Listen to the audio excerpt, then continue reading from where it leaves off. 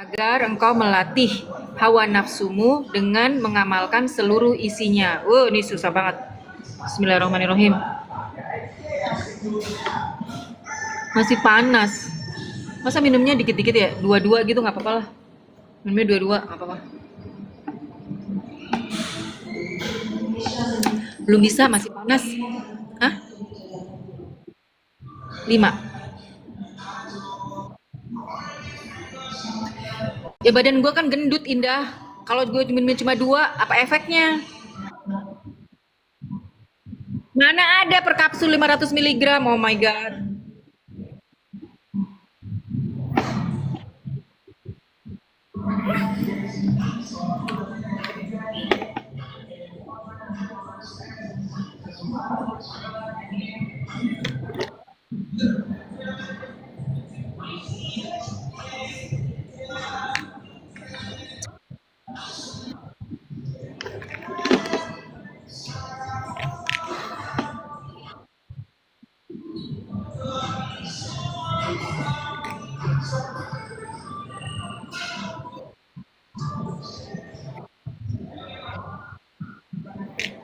Hmm. Apa?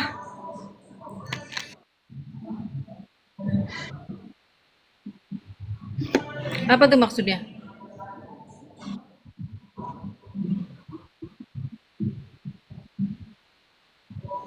Alah, Bepom juga nggak bisa dipercaya. Bukan, dari dulu gue. Hmm. Bepom terus sertifikat halal juga apaan itu? Duit-duit semua harus bayar. Karena si pihak restorannya juga nggak mau iniin prosedur.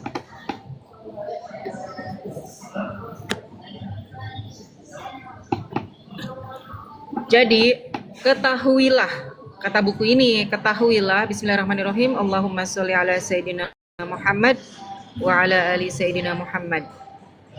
Allahumma nawwir qulubana kama nawwirta syams. Itu doanya apa ya? Sebentar, mumpung gue ingat nih. Ya Allah, berikanlah cahaya di hatiku seperti halnya Engkau memberikan cahaya seperti halnya matahari menyinari bumi. Apa-apa ya? Sebentar.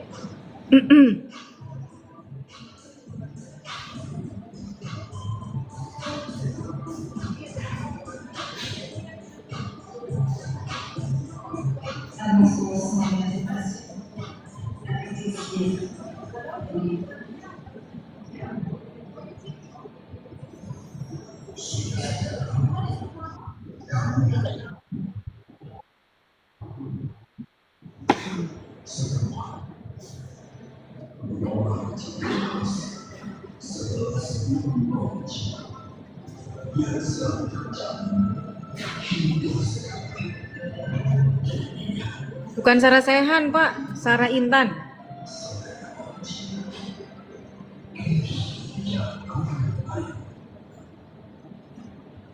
Dia. Allahumma nawir qulubana binuri hidayatik. Allahumma nawir qulubana binuri hidayatik kama nawartal ardi binuri syamsik. Kama nawartal ardi binuri syamsik abadan birahmatika ya arhamar rahimin. Gampang ya. Udah hafal belum dah? Coba. Coba. Allahumma nawir. Nawir. Allahumma nawir qulubana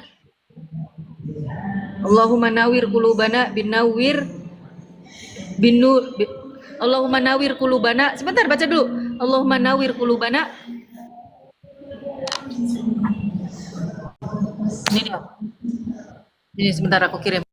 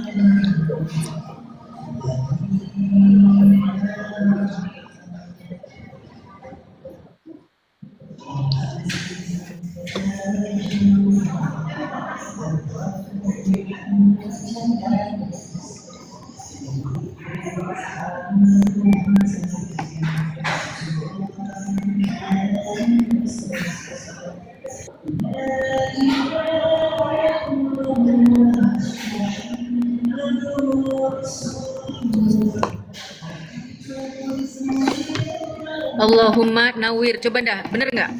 Allahumma nawir qulubana bin nuri hidayatik kama nawartal ardi.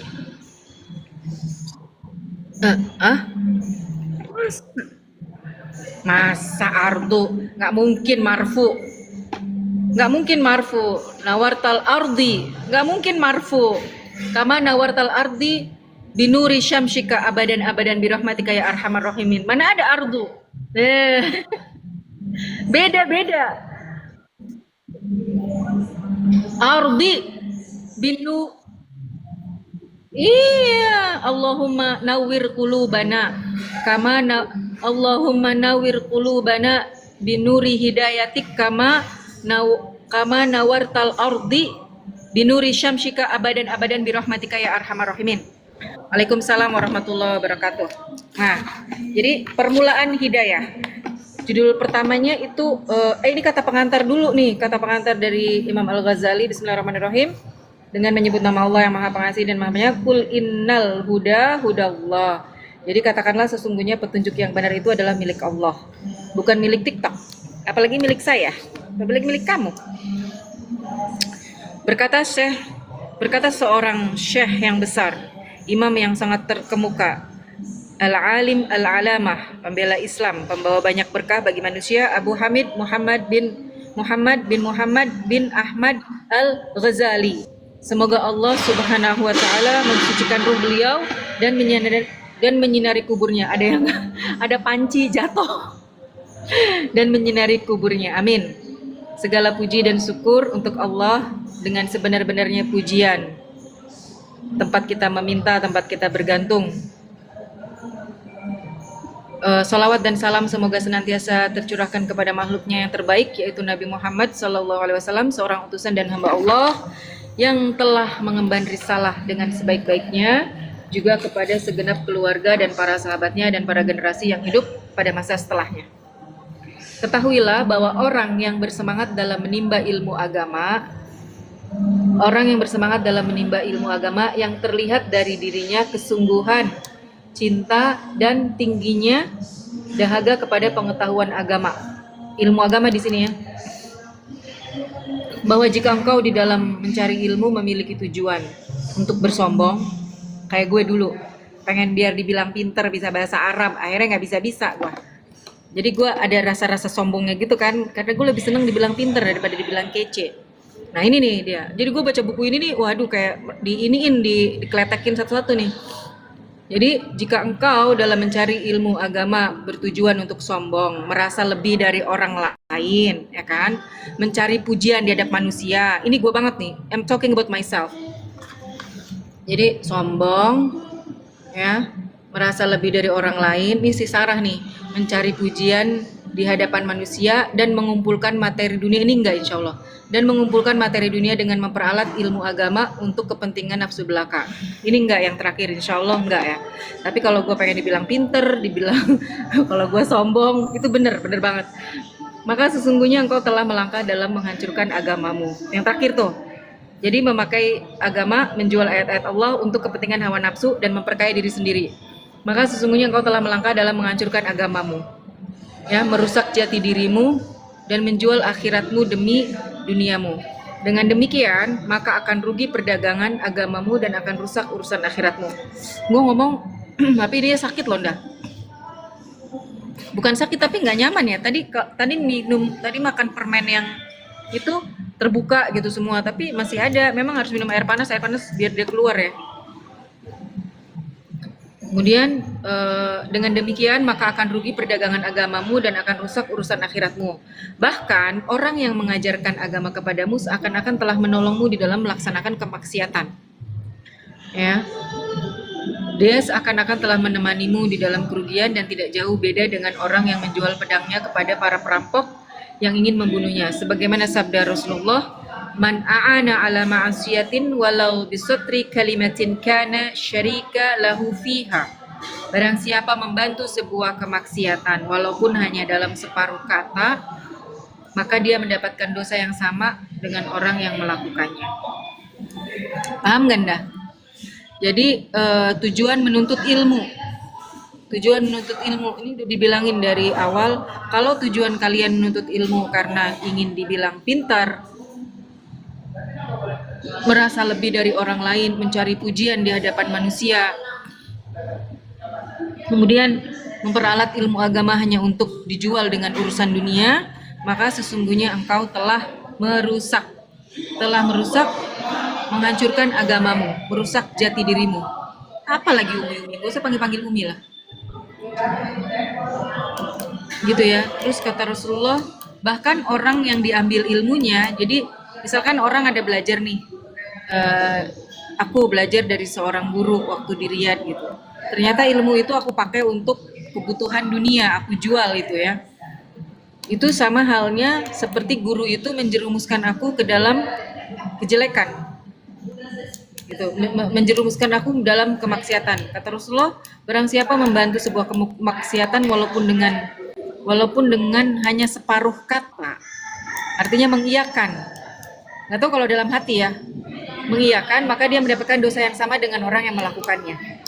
Allahu a'lam bishawab. Ini kata Rasulullah.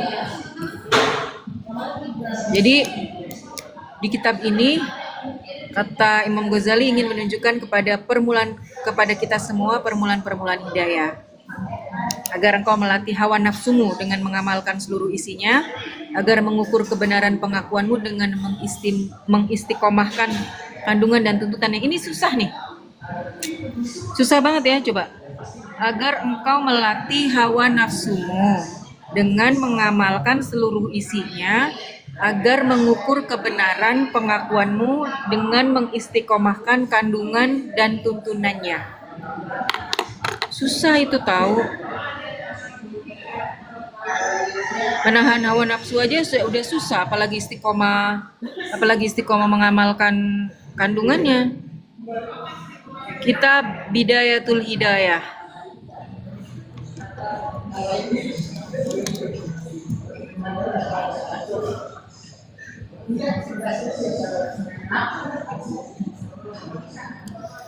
Jadi ada nafsu yang mengajak menuntut ilmu.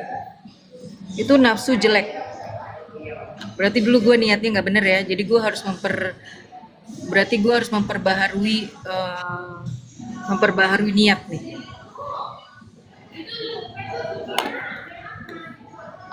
Karena niatnya cuma pengen dibilang pinter doang. Siapa ini? Kita nggak terima tamu sebenarnya. Nggak ada. Jadi ini di surat Al-Kahfi nih yang kemarin ya. Jadi jangan menuruti bisikan setan, berhati-hatilah karena pada akhirnya ia akan menjeratmu dengan tali tipuan. Lalu ia menjerumuskan dirimu ke dalam jurang kerugian. Surat Al-Kahfi ayat 103 sampai 104. Qul hal nunabbi'ukum bil ahsarina a'mala alladzina dhalla sa'yuhum fil hayatid dunya wa hum yahsabuna annahum yuhsinuna sun'a.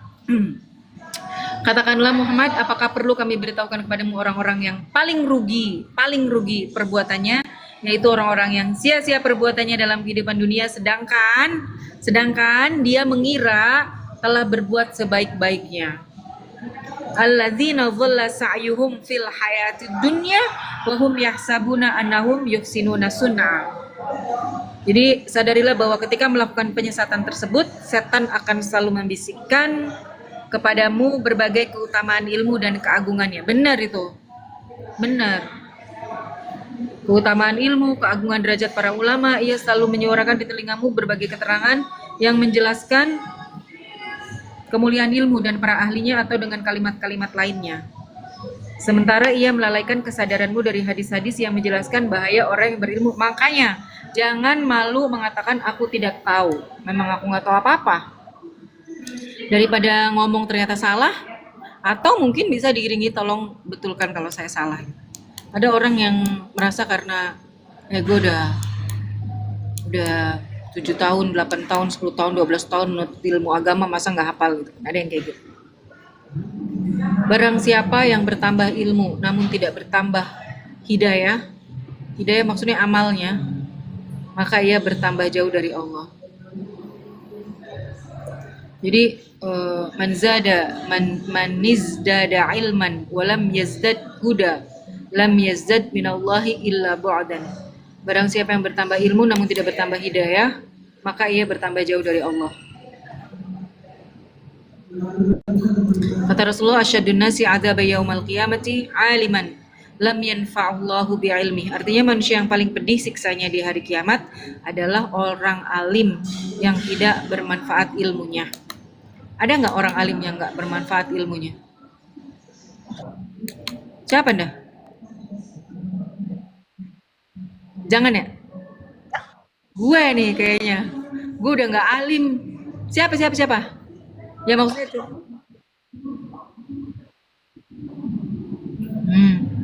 Bersinar. Nah, Allahumma inni, ada doanya nih. Allahumma, yang kemarin ya kita ulang lagi ya. Allahumma inni a'udzubika min ilmin la yanfa wa qalbin la yakhsha wa amali la yurfa wa du'ain la yusma wa amalin la yurfa wa du'ain la yusma. Ya Allah, aku berlindung kepadamu dari ilmu yang tidak bermanfaat, hati yang tidak khusyuk. Tulis dong. Dan amal yang tidak diterima, kemudian doa yang tidak didengar. Jadi harus ditulis nih. Gue tulis bentar ya, gue tulis dulu ya. Aku suka menulis. Tulis biar hafal. Siap.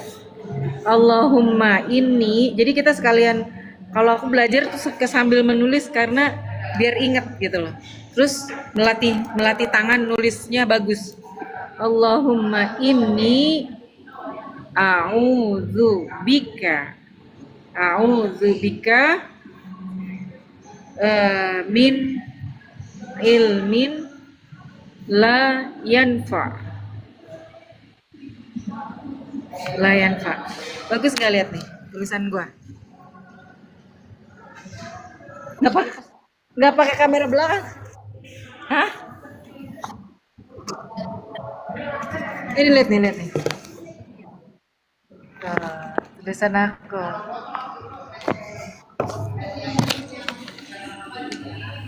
Wa qalbin la yakhsha. Wa qalbin la yakhsha. Khusyuk. La pakainya kho. Yakhsha. La yakhsha. Oke. Wa amalin la yurfa'u. Wa amalin la yurfa'u. La yurfa'u. Wa du'ain la yusma'u.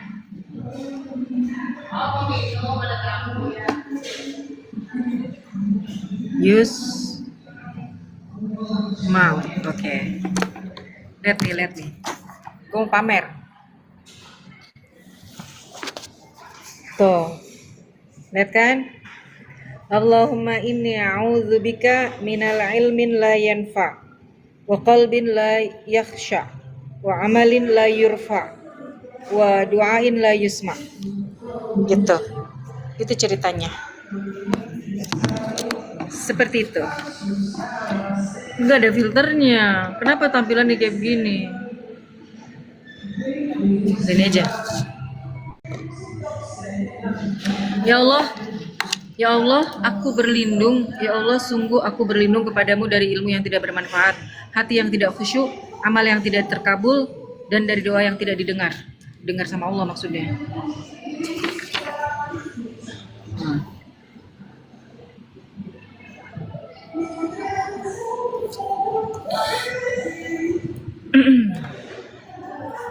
Apa nih? Kemudian sesungguhnya para ahli ilmu, baik santri, kiai, ulama, ustadz, dan kaum intelek lainnya, di dalam belajar, mengajar, menyebarkan ilmu terbagi menjadi 3 kelompok. Pertama, orang yang mencari ilmu agama untuk menjadikan ilmunya sebagai bekal menuju akhirat. Bekal menuju akhirat itu kelompok. Jadi di antara penuntut ilmu, pemberi ilmu dari murid, santri, ustadz, alim, ulama, kiai, ya, ada kelompok yang menjadikan ilmunya sebagai bekal ke akhirat. Kemudian yang kedua, ada di antara mereka, ya, orang-orang yang mencari ilmu agama sebagai alat dalam meraih kesenangan duniawi. Banyak gak? Banyak yang kayak gitu. Kesenangan duniawi, ya, untuk mendapatkan kemuliaan, mendapatkan pujian manusia, untuk mendapatkan kedudukan, harta, kemewahan. Walaupun mereka mengetahui dan menyadari, ya, bahwa maksud itu adalah menjadi tanda buruknya niat, mereka juga mengakui dalam hatinya terdapat maksud yang kotor serta tujuan yang murahan. Mereka tuh sadar gitu loh. Kelompok ini termasuk golongan yang mengkhawatirkan. Mereka di antara kedua kemungkinan. Ini kata Imam Ghazali, ya. Yang pertama, apabila ajal menjemput mereka sebelum mereka sempat bertobat, maka dikhawatirkan bagi mereka akhiran yang buruk, su'ul khatimah, dan nasib mereka di hari kiamat kepada kehendak Allah. Kedua, ia menerima taufik pertolongan untuk bertobat sebelum datangnya ajal, lalu ia mampu beramal. Jadi mereka ini, golongan ini yang mengharapkan, yang menjual ilmu agama untuk kemuliaan duniawinya, untuk kemewahan, pujian, harta, kekayaan. Tapi sebenarnya mereka sadar gitu. Mereka sadar, mereka tuh melakukan ini karena apa? Dosa. Sebenarnya mereka tahu ini udah tujuan yang nggak baik. Nah, mereka ini di antara dua kemungkinan dapat hidayah, mereka taubat, atau mereka terus aja melakukan itu sampai su'ul khatimah. Seperti itu. Kemudian, maksudnya orang-orang yang beruntung, mereka masih sempat bertaubat dan nggak mau memperalat ilmu agama untuk meraih kemuliaan dunia. Berdasarkan hadis Rasulullah, at-taibu minadz-dzambi kaman la dzambalahu. Orang yang bertaubat dari dosa, maka diampuni segala dosanya seperti orang yang tidak mempunyai dosa. Maksudnya golongan yang kedua tadi itu. Nah, yang ketiga, kelompok orang yang mencari ilmu agama sebagai alat untuk menumpuk harta, untuk berlaku sombong dan mengejar kedudukan, dan merasa paling hebat. Nih lebih parah dari yang kedua tadi, ya. Merasa paling hebat karena banyaknya pengikut serta memperalat ilmunya untuk meraih setiap tujuan dunia. Ngeri kali, ya. Sementara dengan semua kesalahan itu, semua keburukan itu, ia merasa memiliki kedudukan yang tinggi di sisi Allah. Wow, karena ia merasa berpakaian dengan berpakaian ulama. Ini kayaknya ulama su. Bergaya dengan gaya mereka, baik di dalam ucapan maupun formalitas, ditambah lagi dengan kegilaan mereka kepada dunia yang fana.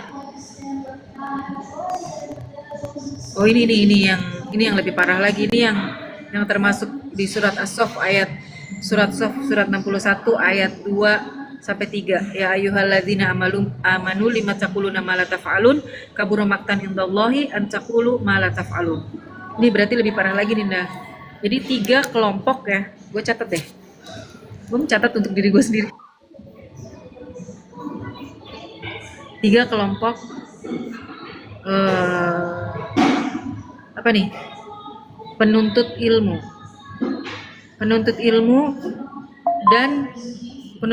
dan pengajar, ya kan? 1, menjadikannya bekal untuk akhirat.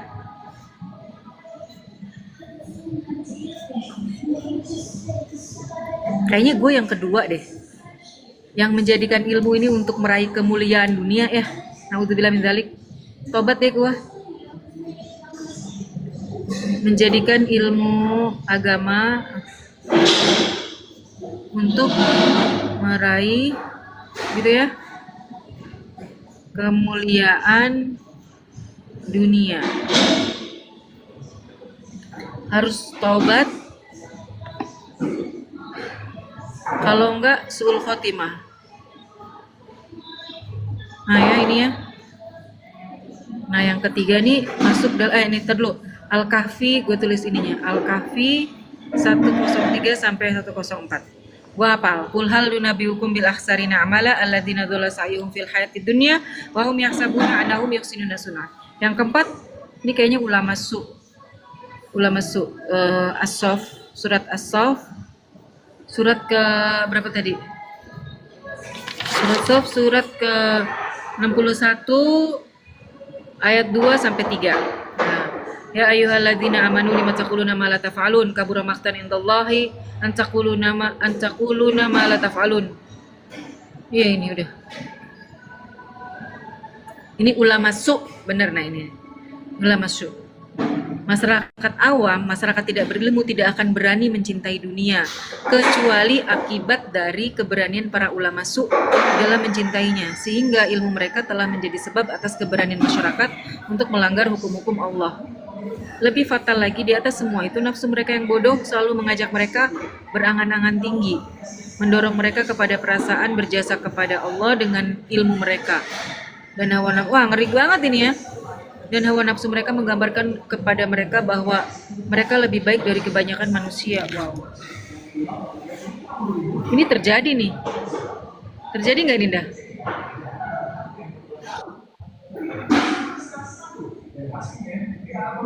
Oleh karena itu, jadilah engkau orang yang termasuk dalam kelompok pertama.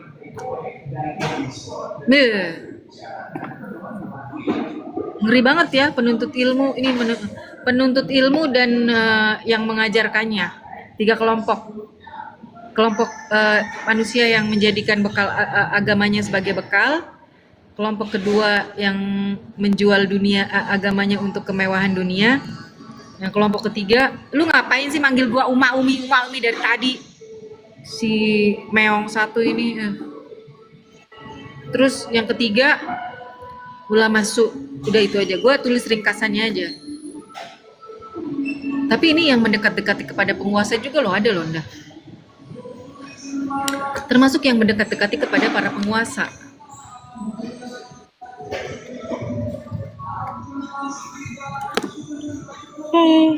Alhamdulillah. Ngantuk.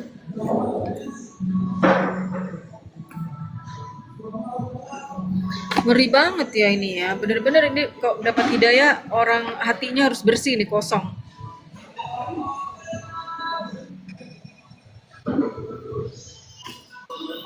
Gue tulis dulu ya,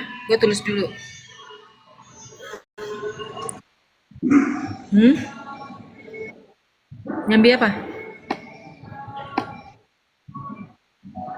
Hah? Iya, santai aja. Bukan, kita kan lagi belajar, cuma di live kan. Manis dada ilman walam yazdad hudan. Ini pakainya alif maksuroh. Walam yazdad hudan lam yazdad minallah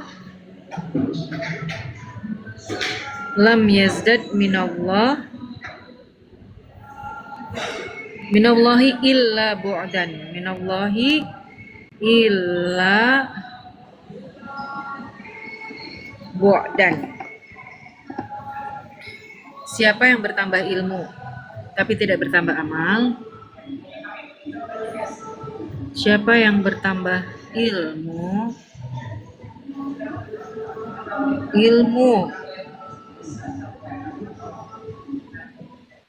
tapi tidak bertambah amal, maka ia bertambah jauh dari Allah.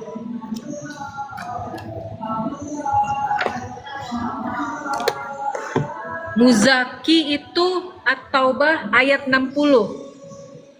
Muzaki At-Taubah ayat 60. Coba ya. Tentang siapa yang berhak mendapatkan kok Muzaki mah orang ngasih zakat ya?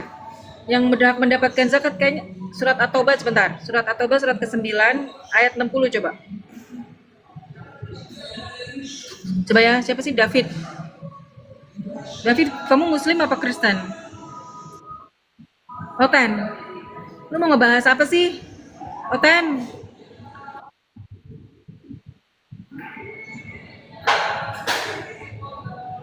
Sesungguhnya zakat-zakat itu benar kan? Innamas shadaqatu lil fuqara'i wal masakini wal 'amilina 'alaihal mu'allafati qulubuhum wa fir riqabil gharimina wa fi sabilillahi wa ibnis sabil.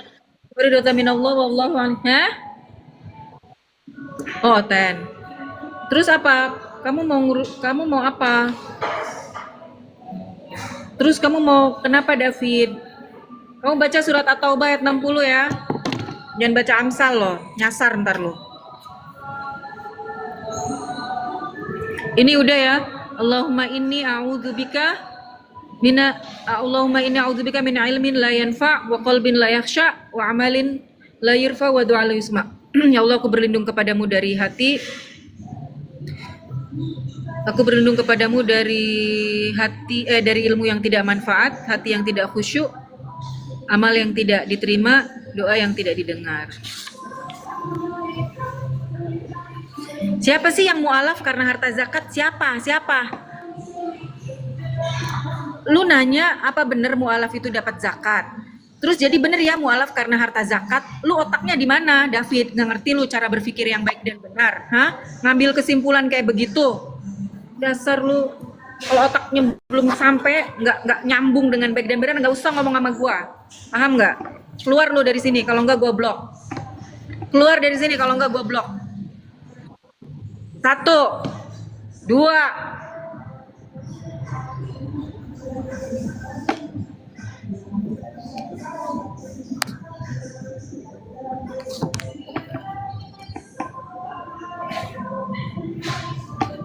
Mana ada? Tanya si Bayu kemarin, dia mualaf karena apa? Dia belajar, bukan karena harta zakat. Dodol banget sih orang, udah jelek, goblok lagi. Lanjut.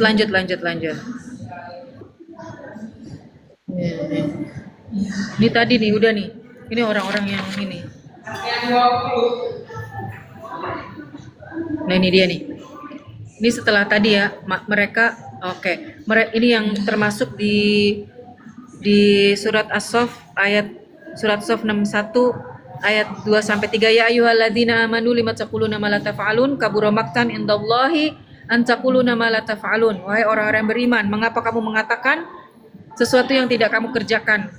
Itu sangatlah dibenci di sisi Allah jika kamu mengatakan apa-apa yang tidak kamu kerjakan. Oke. Itu mereka itu termasuk golongan ulama su yang dikhawatirkan bahayanya oleh umat. Ya. Bahayanya untuk umat, kata Rasulullah gitu ya. Ada sesuatu yang lebih aku takuti fitnahnya untuk kalian daripada Dajjal. Para sahabat bertanya, apa itu wahai Rasulullah? Beliau bersabda, para ulama yang jelek sifatnya. Kayak gini ya, yang mendekat-dekati penguasa. Karena coba aja kalau kita dekat-dekat ke penguasa, dikasih ini, dikasih itu, bisa nggak ngomong? Nggak bisa lah. Yes. Boleh dong, kan tuh kepanasan ya. Ini dia yang selalu Halo. lagi live. Oh live, sempat. Oh jadi terkenal maksudnya. Iya. Sekali jadi artis sekali. Jadi dia selalu manggil gue, Bu Guru gitu. Halo Bu Guru gitu. Dia selalu, biasanya kamu di sofa, biasanya emang aku di pojokan sana.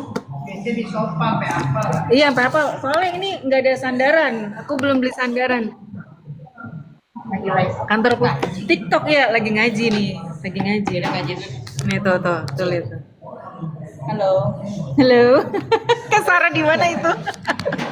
Sampai hafal nih semua penduduk sini udah hafal, Di sofa ya. Gitu. Rasanya mau saya nyalain. Iya, pakai boleh. Udah mulai panas kan? Pasti dari pagi. Iyalah dari pagi biasa kan habis ngedrop anakku. Sekolah. Iya. Waalaikumsalam warahmatullahi wabarakatuh. Jadi ini tadi ya untuk teman-teman di sini karena kita kan room edukasi. Coba kalian cerna. Lihat bisa nggak baca komen di sini? Ada seseorang yang masuk ya, namanya David Batman. Dia langsung tanya, apa benar mualaf itu dapat harta zakat? Ini belajar bahasa apa belajar agama sih? Nah, terus alhamdulillah aku oten. Jadi benar ya mualaf karena harta zakat. Ya karena zakat harta katanya. Jadi apa? Nggak ada nyambungnya, nggak ada korelasinya gitu. Orang mualaf itu macam-macam bukan karena harta zakat, dodol banget. Dia mau ngapain itu? Aku kasih dalilnya, buka surat At-Taubah. Buka surat At-Taubah ayat 60. Di situ, innamas shadaqatu lil fuqara wal masakin wal 'amilina 'alaiha wal mu'allafati qulubuhum wa fir riqabi wal gharimina wa fi sabilillahi wa ibnis sabil faridatan minallah wallahu alimun hakim. Masa enggak? Jadi terus dia berkesimpulan jadi orang mualaf karena zakat kan dodol. Tolong yang masuk sini ngasih pertanyaan yang bagus, yang pintar, yang cerdas ya. Jangan suka ngasih kesimpulan dengan keterbatasan otak-otak kalian itu yang merasa paling pintar ya. Nggak suka kok. Apalagi kalau udah dikasih data ngeyel ya kayak Bani Israel, keluar dari sini. Kalau enggak gue blok. Banyak mualaf, tanya aja kemarin si Bayu, temen Indah. Mana Bayu Indah? Kirim coba. Si Bayu suruh naik coba. Dia belajar loh. Dia belajar. Dia menemukan banyak kesalahan di agama dan dia nggak menghujat agama dia dahulu. Nggak ada hujat-hujatan. Ngapain kita hujat-hujatan? Assalamualaikum ya syuhada Allah. Syuhada? Syahidah kali. Mana ada syuhada? Kemarin ada Bayu yang mualaf. Ya. Kalau misalkan dia mualaf karena harta, nggak mungkin banget. Soalnya di kalian tuh banyak duit. Kalian aja nyebarin duit dan macam-macam untuk menarik orang supaya masuk agama kalian kan? Kalian strateginya kayak gitu kan? Masuk, keluar, murtad, menjadi seorang murtad hanya karena Indomie banyak. Jangan bilang enggak. Soalnya gue tahun 2023, lu udah lahir belum? 2003, 2002, lu udah pada lahir belum? Gue udah ke Taman Bunga yang di Puncak. Gue masuk gereja terbesar di Asia Tenggara itu waktu itu mau ada conference. Pendeta se-Asia Tenggara nggak jadi. Gue udah masuk ke situ. Udah tahu belum ada gereja terbesar di sana? Yang notabene nggak ada penduduk yang beragama Kristen, tapi kamu mendirikan gereja di situ, menyalahi SKB 2 Menteri. Apa itu? Agama kasih apaan itu? Hah?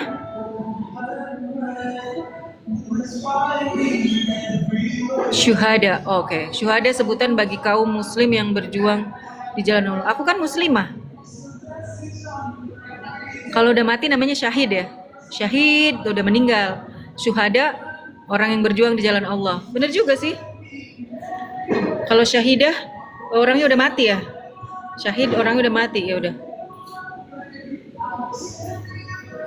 Kita lagi ngebahas tentang permulaan hidayah ini tadi. Jadi jenis-jenisnya. Kenapa orang menuntut ilmu tuh karena ada 3 golongan nih ya. Majelis ilmu itu tuh berarti orang yang duduk dalam satu majelis. Muridnya dan gurunya. Murabinya ya.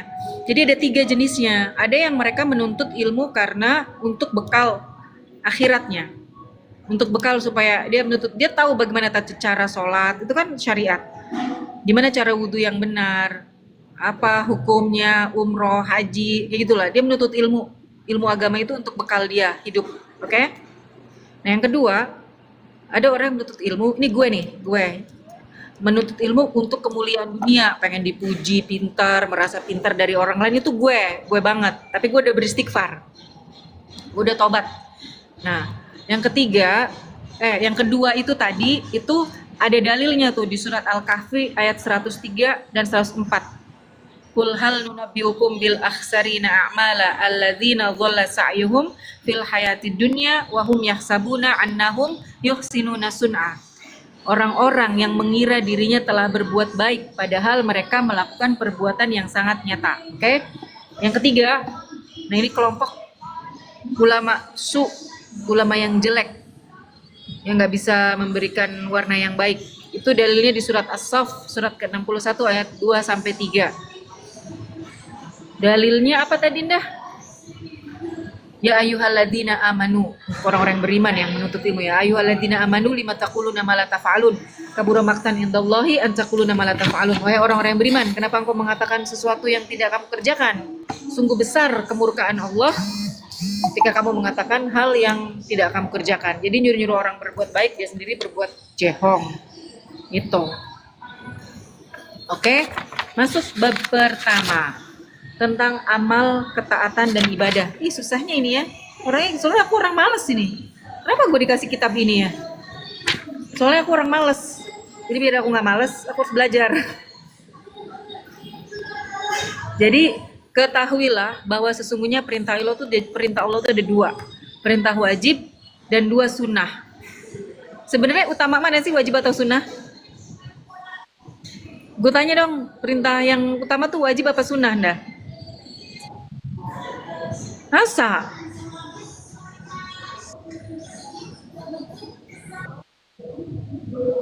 Terus kenapa Allah mencintai kita kalau kita melakukan banyak amalan sunnah?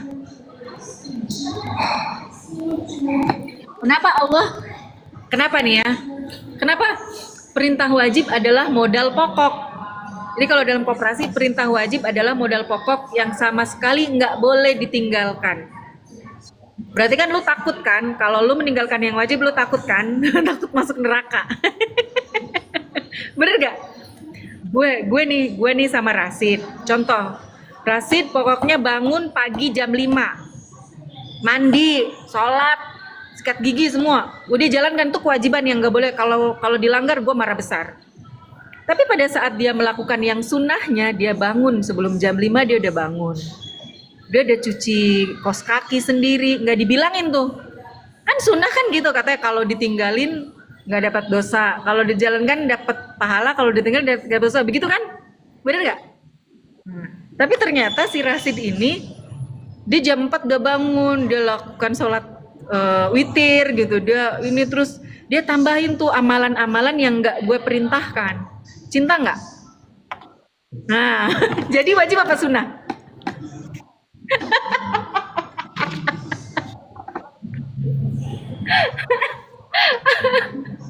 Wajib apa sunnah? Amalan wajib tidak boleh ditinggalkan dalam keadaan apapun, walaupun terbaring sakit, sholat itu wajib.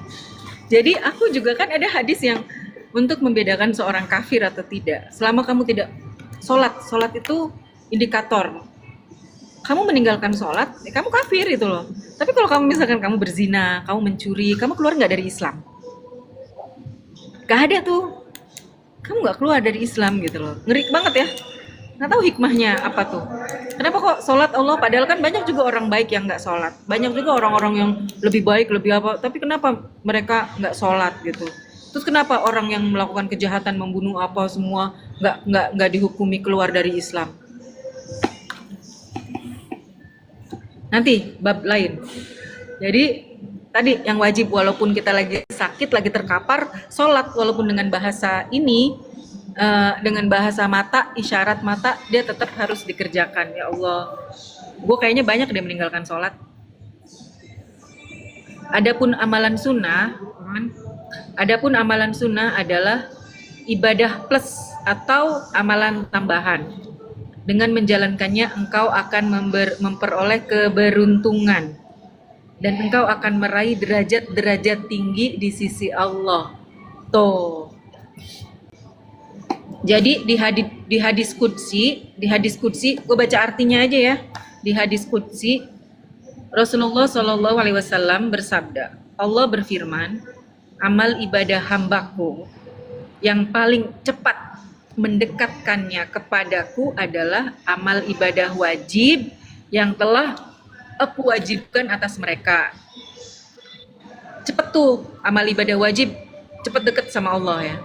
Namun jika hambaku selalu mendekatkan diri kepadaku dengan berbagai amal sunnah, ya kan, kayak perintah sholat duha, kayak sholat malam, puasa, ya kan, saum gitu kan, terus sodako yang lain-lain lah. maka aku mencintainya. Jadi kalau amalan wajib tuh hanya dekat aja sama Allah, tapi kalau ditambah amalan sunnah, Allahnya cinta gitu. Maka kalau Allah sudah cinta, maka dia si hamba ini akan mendengar dengan kekuatan pendengaranku. Ya. Dia akan melihat dengan kekuatan penglihatanku. Dia akan berbahasa dengan kekuatan firmanku dan dia akan menggerakkan tangannya sesuai dengan keriduanku. Dan kakinya pun akan melangkah dengan kekuatan dariku. Oh, hadis qudsi. Gimana? Udah jelas belum? Jadi amalan wajib itu kata Allah di hadis qudsi, ya, amalan wajib itu hambaku cepat dekat sama aku. Benar dekat pada saat kita bersujud, kita mengucapkan subhanallah, subhanallah apa? Subhanallah bihamdihi subhanallahil azim. Bukan subhana rabbiyal azimi wa bihamdi. Subhana rabbiyal azimi wa bihamdi. Subhana rabbiyal azim. Itu udah dekat.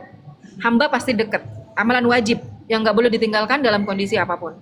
Tapi pada saat hambanya Allah, kita ini melakukan amalan sunnah. Sunnah ya. Maka aku mencintainya. Jadi kalau teman dekat sama teman cinta, mana? Teman dekat itu teman dekat aku. Ini teman cinta. Udah deket cinta.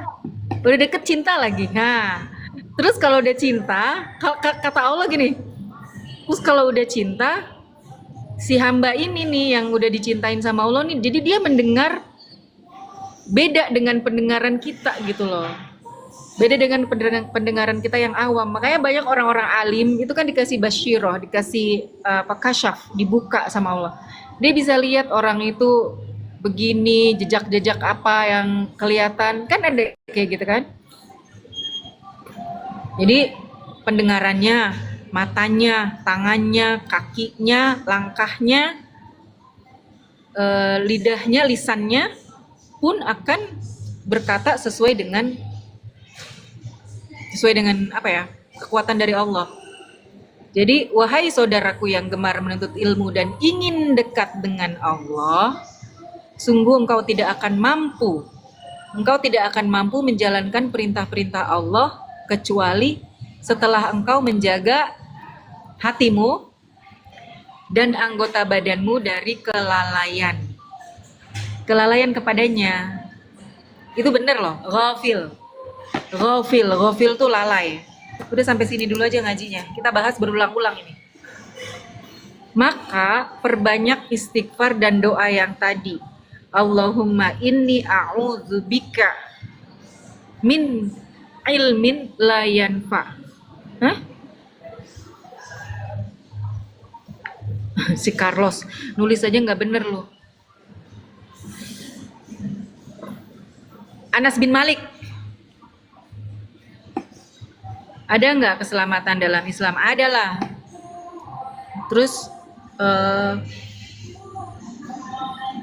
jadi balik lagi ya, kepada orang-orang yang gemar menuntut ilmu dan ingin dekat dengan Allah, engkau tidak akan mampu menjalankan perintah-perintah Allah kecuali setelah engkau mampu menjaga hatimu dan anggota badanmu dari kelalaian kepadanya. Oke, termasuk lalat-lalat yang mengganggu, itu semprot aja pakai baygon.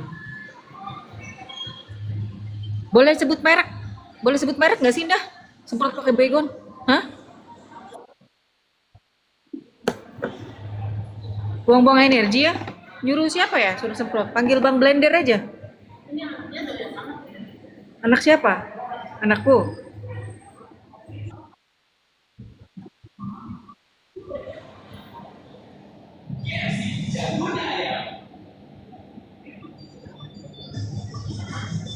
Enggak, sebentar.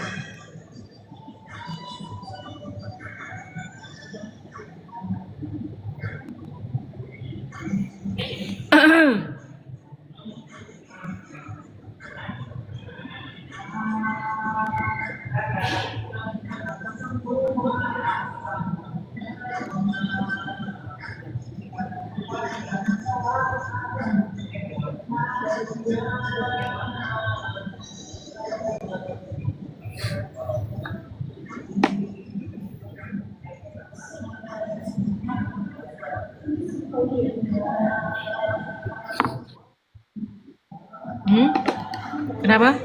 Diedit, ya. Jadi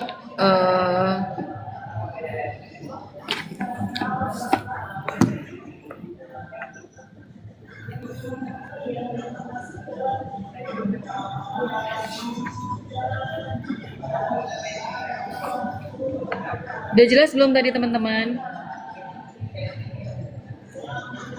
Kemarin tuh gue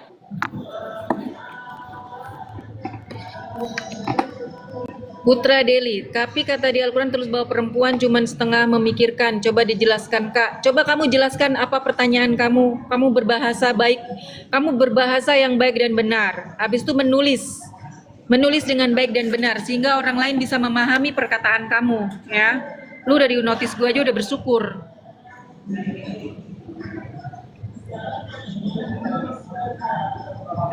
Lu belajar otak dulu sama Dokter Aisyah Dahlan.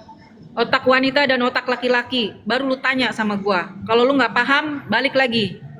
Pelajari fungsi otak wanita dan laki-laki. Pelajari bagaimana anatomi fisiologi. Anatomi fisiologi. Lu belajar nggak anatomi fisiologi otaknya laki-laki dan perempuan?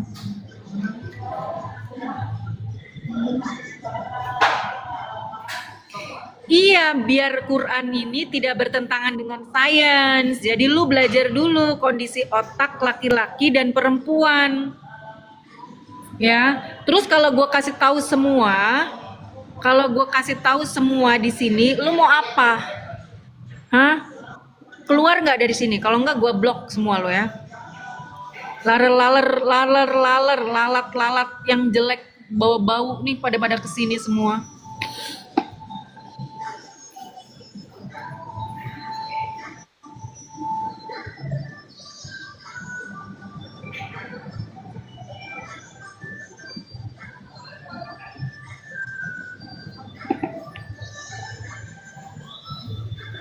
Ini nggak usah pada pengen naik lah. Permulaan hidayah dihindari dari debat-debat kusir dengan orang-orang manusia sampah kayak di sini ya.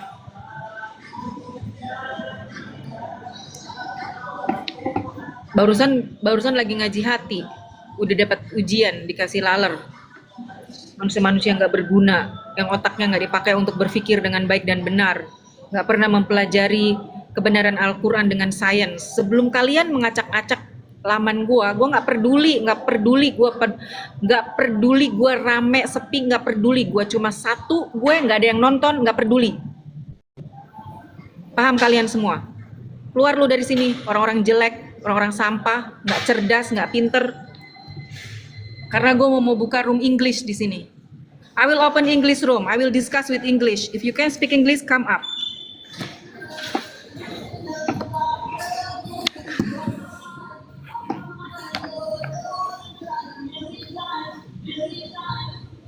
Pas banget gue buka buku ini, menjaga lidah.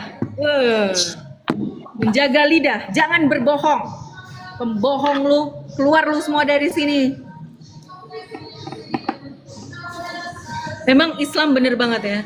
Sesungguhnya seseorang terkadang berbicara dengan kalimat yang lucu di hadapan teman-temannya, lalu akibatnya tanpa diduga dia terjerumus ke dalam neraka jahanam yang kedalamannya sejauh perjalanan 70 tahun. Benar, karena because they used to lie and you used to manipulating the data. You are just a trash for me. Okay, garbage, trash. Nggak ada fakta, yang ada faktanya otak lu nggak nyampe menerima kebenaran Al-Quran. Paham? Iyalah.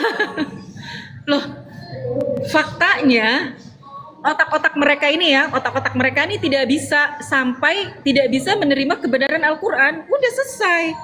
Kan hidayah, ini kan permulaan hidayah. Bagaimana mereka mau menerima hidayah kalau mereka aja nggak bisa berpikir, tidak bisa menerima kebenaran Al-Quran. Coba baca dong sains dengan Quran. Baca lu sebelum nanya sama gue fungsi otak perempuan dan laki-laki. Kenapa perempuan tidak bisa dijadikan saksi kecuali 2 orang perempuan? Kenapa? Nggak apa-apa, cantik marah, nggak apa-apa. Marah untuk kebenaran daripada lu jelek BODO. Paham?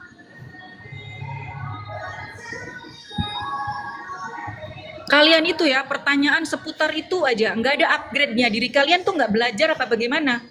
Berapa banyak buku kalian di rumah? Coba lihat di Google. Jangan belajar tuh coba objektif. Belajar objektif. Lu jangan baca dari buku-buku orang yang membenci. Jangan baca dari orientalis aja.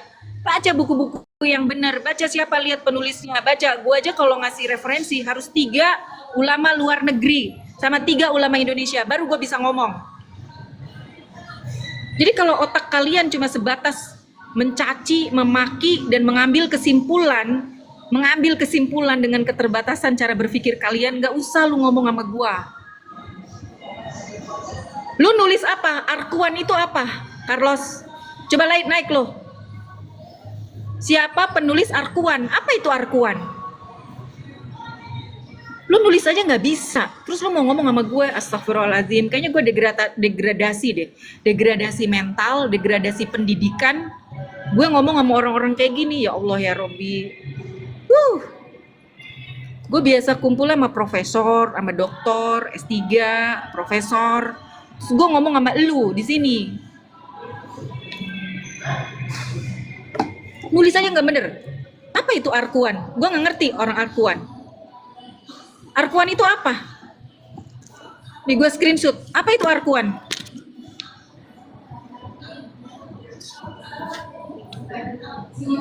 Coba jelaskan. Siapa yang bisa menjelaskan apa itu Arkuan?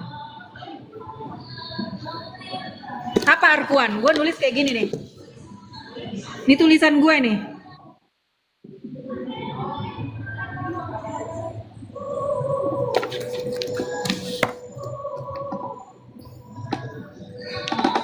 Coba si Rizwan mana sih, Pak Rizwan nih, gue share biar kita ngomong Inggris ya. Mr. Rizwan, are you there? So we can speak English. We just tell them that we know how to speak English, we know how to speak Arabic.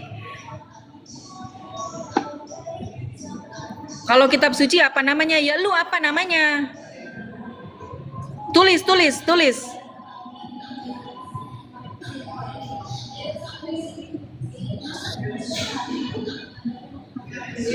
Kayaknya dia orang cadel nih, kayaknya lidahnya nggak ini ya, nggak itu, nggak apa namanya, nggak sempurna gitu. Alkitab, hadza kitab, hadza kolam, hadza jawal, ya, hadza maktab, hadza kursi, hadhihi haqibah,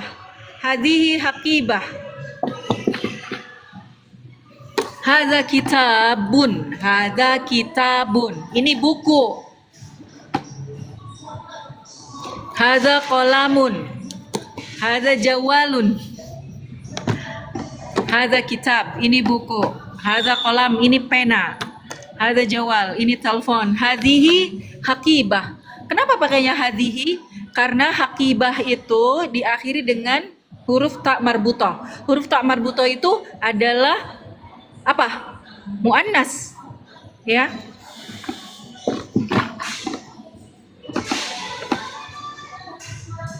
Huwa la ta'rif lughatul arabiyyah wa la ta'rif lughatul ingliziyah. Huwa la yatakallamun bil lughatil arabiyyah wa la yatakallam bil lughatil ingliziyah.